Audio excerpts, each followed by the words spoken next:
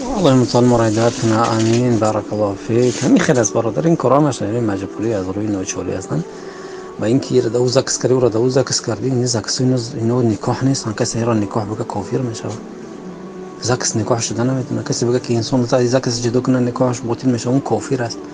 مثل حوج میرزا و مثل عبدالرحیم اینا کافر هستن.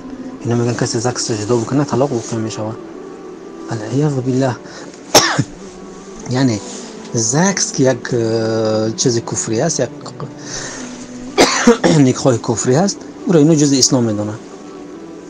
من نمیدونم با چی لفظ با چی زبان قطعی مردم گپ زنمی با چی دلیلی یا قبول میکنن. اینا از کجا میگن چی میگن نفهمیدم میشه. پس صحابه کافر شدن آیا وقتی که رفتن اون زمان پاسپورت نبود، حبشه رفتن در بین مشرکین در بین نصارا زندگی کردن و کافر شدن. مدینه رفتن، مدینه دور اسلام نبود، رفتن رسول صلی الله علیه و سلم و کافر شدن. حسبنا الله و نعم الوکیل.